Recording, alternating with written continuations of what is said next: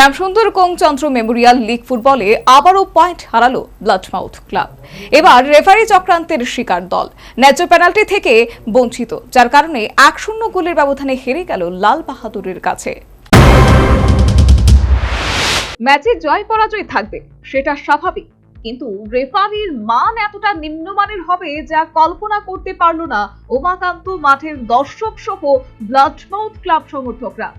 ন্যায্য পেনাল্টি থেকে বঞ্চিত হলো ব্লাডমাউথ ক্লাব, যার কারণে লাল বাহাদুরের কাছে পরাজিত হতে হলো দলকে। শ্যামসুন্দর কোং জুয়েলার্স আয়োজিত চন্দ্র মেমোরিয়াল লীগ ফুটবলের নবম ম্যাচে রবিবার 1-0 গোলের ব্যবধানে জয়ী হয় লাল বাহাদুর। রবিবার ছুটির সন্ধ্যায় উমাকান্ত মাঠে উৎসাহী ফুটবল প্রেমীরা ভিড় জমিয়েছিল দৃষ্টিনন্দন ফুটবল প্রদর্শনের জন্য।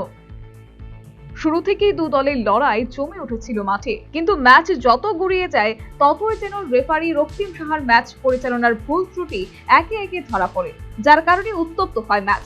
প্রথমার্ধ শেষ হয় গোলশূন্য ভাবে। বিরতির পর ম্যাচ শুরু হলে গোলের খিদে পরিলক্ষিত হয় উভয় দলের স্ট্রাইকারদের মধ্যে। যদিও সেক্ষেত্রে 71 মিনিটে রিচার্ড ভার্নলালের পেনাল্টি থেকে গোল করে এগিয়ে যায় লাল বাহাদুর। গোল হজমের পর সমতা ফেরাতে মরিয়া হয়ে ওঠে ব্লাডমাউথ। 82 মিনিটে বক্সের ভেতরে ফেলে দেওয়া হয় ব্লাডমাউথ স্ট্রাইকারকে। রেফারি সেই সিদ্ধান্তে কোনো কর্ণপাত করেননি, উত্তপ্ত হয় মাঠ।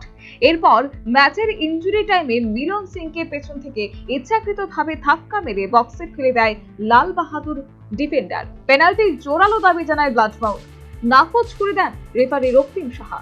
এরপর ব্লাডমাউথ ফুটবলার এবং দলীয় ম্যানেজার কর্মকর্তারা উত্তপ্ত হয়ে ওঠেন। পেনাল্টির দাবি করেন দলীয় অধিনায়ক আসিফ আলী মোল্লা। আসিফকে লাল কার্ড দেখানো হয়। নির্ধারিত সময়ে ম্যাচ শেষ হয় 1-0 গোলের ব্যবধানে। ম্যাচ শেষ হবার পর রেফারির এই সিদ্ধান্ত নিয়ে প্রতিবাদে সরব হয় ব্লাডমাউথ সমর্থকরা। দলীয় কোচ মৃদুল মজুমদার জানান, পরপর দুটি ম্যাচে পয়েন্ট হারানোর পেছনে একমাত্র দায়ী রেফারি, অর্থাৎ ব্লাডমাউথ ক্লাব পরাজিত হওয়ার পেছনে রেফারির অন্য হাত রয়েছে বলে দাবি করেন। তারাও ভালো খেলেছে, রেফারির যে পুরো ম্যাচটি আমরা রেফারির শিকার, পুরো ম্যাচটি আমাদের রেফারির শিকার, এবং রেফারির শিকার না শুধু পুরো সিজন আমাদের বিরুদ্ধে। আমরা কি করে খেলবো মাঠে? খেলার মতো আমরা যদি আমাদের প্লেয়াররা টাচ করলে ফাউল দেয়, আর তাদের প্লেয়াররা মাঠ টাচে ফাউল, মানে রেফারি কোনো রকম নাই। এখানে একটা অফসাইড ছিল না, অফসাইড দিয়েছে, কিন্তু এই যে প্ল্যান্টিংটা, এটা জেনুইন প্ল্যান্টিং, এটা যদি প্ল্যান্টিং হয় তাহলে এটা প্ল্যান্টিং হবে না। এদিকে নিজেদের তৃতীয় ম্যাচে প্রথম জয়ের পর দলীয় ফুটবলারদের অভিনন্দন জানিয়েছেন লাল বাহাদুরের ম্যানেজার দেবাশিস দেববর্মা। তবে রেফারির বেশ কিছু সিদ্ধান্ত নিয়েও তিনি অভিযোগ তুলে বলেন, সময়ের প্রতি নজর নেই তাদের। তো এখন নিরপেক্ষতাই রেফারি করছে, কিন্তু তার মধ্যে কিছু কিছু ত্রুটি ছিল, যেটা যেরকম টাইম ওভার টাইম হয়ে গেছে, টাইম এক্সট্রা টাইমের থেকে বেশি চলে গেছে।